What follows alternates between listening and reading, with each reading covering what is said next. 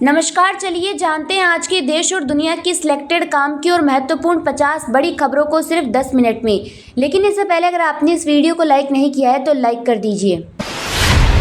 मोदी 3.0 सरकार में मंत्रियों के विभागों का हो गया बंटवारा। गठबंधन के दबाव के बावजूद सबसे ताकतवर 4 मंत्रालयों में कोई बदलाव नहीं। गृह, वित्त, रक्षा और विदेश मंत्रालय की मुखिया वही जो मोदी 2.0 में थे। पीएम की अपील, सोशल मीडिया से मोदी का परिवार हटाएं। लालू यादव ने कहा था मोदी का परिवार नहीं, लोकसभा चुनाव में पार्टी ने चलाया था कैंपेन।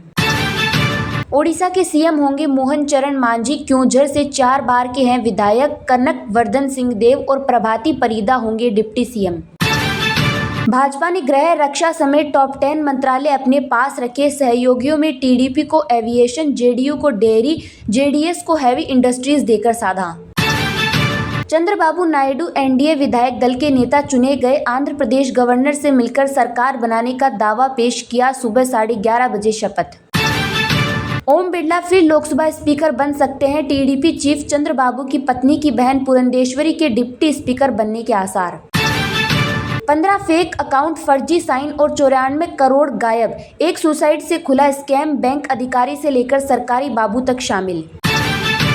कांग्रेस महासचिव प्रियंका गांधी ने लोकसभा चुनाव में Indian national development inclusive alliance की कामयाबी का जिक्र करते हुए कहा कि इस परिणाम के जरिए अवध से पूरे उत्तर प्रदेश और पूरे देश में संदेश गया है कि जनता को एक समर्पित, सच्ची और साफ राजनीति चाहिए। मलावी के उपराष्ट्रपति का प्लेन क्रैश में निधन। मिलिट्री एयरक्राफ्ट 10 जून को रडार से गायब हुआ। अगले दिन मलबा मिला, सभी 9 सवार मारे गए। तिब्बत की 30 जगहों के नाम बदलेगा भारत, नया मैप जारी करेगा। चीन ने 7 साल में 4 बार बदले अरुणाचल के इलाकों के नाम। सुप्रीम कोर्ट का नीट काउंसलिंग पर रोक लगाने से इनकार, लेकिन कहा गड़बड़ियों से परीक्षा की विश्वसनीयता को चोट पहुंची, हमें जवाब चाहिए, एनटीए को नोटिस। राहुल बोले प्रियंका वाराणसी से लड़ती तो मोदी हार जाते। पीएम काशी से जान बचाकर निकले, अयोध्या भी हार गए। अब साल में 2 बार होंगे यूनिवर्सिटीज में एडमिशन। जुलाई के बाद जनवरी में भी मिलेंगे दाखिले। प्लेसमेंट ड्राइव भी 2 बार होगी। मूसेवाला को हो गया था मौत का आभास, गाने के जरिए जताई थी आशंका। पिता से कहा था आपको अभी बहुत कुछ देखना है।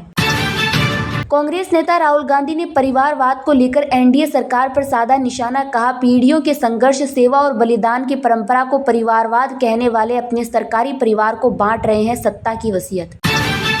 संगीत सोम बोले बालियान अहंकार से हारे, मेरे ऐसे संस्कार नहीं कि जयचंद बनूं, मंत्री को हरवा दूं, मैं इतना बड़ा नेता नहीं। यूपी वालों को बिजली विभाग देने जा रहा झटका, नया बिजली कनेक्शन लेना पड़ेगा 2 गुना महंगा। उतार चढ़ाव भरे कारोबार में स्थिर बंद हुआ शेयर बाजार और सेबी 49 अधिकारियों की करेगा नियुक्ति। हरदीप सिंह पुरी ने संभाला पेट्रोलियम मंत्रालय, मंत्री बनते ही बताई आगे की योजना। कंगना रनौत को थप्पड़ मारने का कुलविंदर कौर को कोई अफसोस नहीं, बहन से मुलाकात के बाद बोले भाई शेर सिंह। पेट्रोल डीजल की कीमतों में आ सकता है भारी उछाल, अमेरिकी एजेंसी गोल्डमैन सैक्स ने बताई डराने वाली खबर। बैंक कर्मचारियों के डीए में 4 नहीं सिर्फ 0.24% की बढ़ोतरी, हफ्ते में 2 दिन की छुट्टी पर भी आया अपडेट। वर्ल्ड बैंक ने बढ़ाया भारत की जीडीपी ग्रोथ का अनुमान, 2024 में 6.6% रह सकती है जीडीपी। अखिलेश की सीट से तेज प्रताप लड़ सकते हैं चुनाव। करहल से इस्तीफा देंगे सपा प्रमुख, बोले अब संसद में रखूंगा जनता की बात। शिवराज के मंत्रालयों का बजट एमपी के लगभग बराबर। कृषि और ग्रामीण विकास का बजट 3 लाख करोड़ से ज्यादा। मोदी का सिंधिया पर भी भरोसा बढ़ा। मानसून के पहले सीएम धामी ने की हाई लेवल मीटिंग, विभागों को 15 जून तक तैयारी पूरी करने के निर्देश। कितना भी पानी गिरे यमुना में इस साल नहीं आएगी बाढ़, भारद्वाज ने बताया पायलट कट प्लान। 4 दिन पहले मानसून पहुंचा गुजरात, कई जिलों में झमाझम बारिश का येलो अलर्ट, 18 जून तक का हाल। चुनाव में हार के बाद हुई कैबिनेट में स्थानांतरण नीति की दी गई मंजूरी, 41 प्रस्तावों पर लगी मुहर। एमएलसी चुनाव से पहले एमवीए में दरार, कांग्रेस ने उद्धव से 2 प्रत्याशियों का नाम वापस लेने को कहा। इंदिरा गांधी की हत्या को दर्शाने वाली झांकी को लेकर कनाडा के उच्चायुक्त ने दी सफाई। भले ही 13 में से 3 सीटें ही जीते, लेकिन आम आदमी पार्टी का वोट शेयर बढ़ा। चुनाव में हार के बाद बोले पंजाब सीएम मान। जल संकट के बीच दिल्ली के कई इलाकों में घंटों से बिजली गुल, आतिशी बोली, नेशनल पावर ग्रिड हुआ फेल। गर्मी के बीच राहत भरी खबर, गुजरात में मॉनसून की दस्तक, मौसम विभाग ने जारी किया 5 दिन बारिश का अलर्ट। ओडिशा विधानसभा में स्पीकर पर तब मोहन मांझी ने फेंक दी थी दाल, फायरब्रांड नेता ने रातों रात बटोरी थी सुर्खियां। यूपी में नई तबादला नीति को हरी झंडी, सरकारी कर्मचारियों को भी मिली सौगात। उमा भारती के सुरक्षा अधिकारी के पास पाकिस्तान और दुबई से आया फोन, पूछी लोकेशन। बीजेपी विधायक को नहीं मिल रही सुरक्षा, गनर हटाए जाने पर कमिश्नर को बताया सपा एजेंट।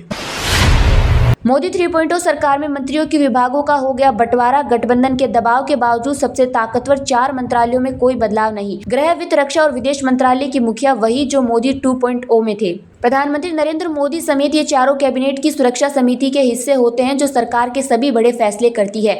इनके अलावा सरकार में अहम माना जाने वाला कृषि मंत्रालय शिवराज सिंह चौहान को दिया गया है। अगले देश के प्रधानमंत्री किसी भी वजह से अपने ऑफिस में मौजूद नहीं है तो कैबिनेट की सुरक्षा समिति के सदस्य यानी गृह मंत्री, रक्षा मंत्री, वित्त मंत्री और विदेश मंत्री कैबिनेट के सबसे ताकतवर मंत्री माने जाते हैं। प्रधानमंत्री अगर लंबे समय के लिए अनुपस्थित हो या विदेश चले जाएं तो गृह मंत्री इन बाकी मंत्रियों की सहमति से कोई बड़ा निर्णय ले सकते हैं। जब देश के राष्ट्रपति और उपराष्ट्रपति नियुक्त किए जाते हैं तो इसकी अधिसूचना जारी करने का काम गृह मंत्रालय करता है। इसके लिए अलग से गृह विभाग बनाया गया है। प्रधानमंत्री के अलावा कैबिनेट मंत्री और राज्यों के राज्यपालों की नियुक्ति और इस्तीफे की अधिसूचना भी गृह विभाग जारी करता है। केंद्र और राज्यों के बीच आपसी सहयोग बनाए रखने की जिम्मेदारी गृह मंत्रालय की होती है। अगर किन्हीं 2 राज्यों के बीच विवाद की स्थिति है तो उसे भी गृह मंत्रालय की देखरेख में निपटाया जाता है। मसलन उत्तरी सरकार के बेलगावी, कारवार और निपानी जैसे इलाकों को लेकर कर्नाटक और महाराष्ट्र के बीच काफी पुराना सीमा विवाद है। इसे सुलझाने के लिए हाल ही में अमित शाह की मौजूदगी में दोनों राज्यों के मुख्यमंत्रियों की बैठक हुई थी।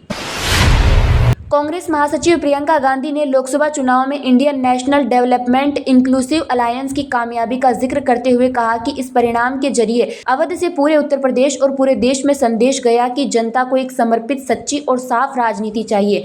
प्रियंका ने रायबरेली और अमेठी लोकसभा क्षेत्रों में कांग्रेस की जीत पर जनता को धन्यवाद देने के लिए यहां आयोजित आभार सभा को संबोधित करते हुए कहा, समाजवादी पार्टी के मेरे सभी साथियों ने हमारे साथ कंधे से कंधा मिलाकर चुनाव लड़ा। हमने यहाँ एक सेना बनाई जिसके तहत आपकी मजबूती से रायबरेली और अमेठी हम जीते। यह एक ऐतिहासिक जीत रही। उन्होंने कहा, हमें ये बात कहने में गर्व होता है कि अवध से पूरे उत्तर प्रदेश और पूरे देश में यह संदेश गया कि हमें एक समर्पित, सच्ची और साफ राजनीति चाहिए।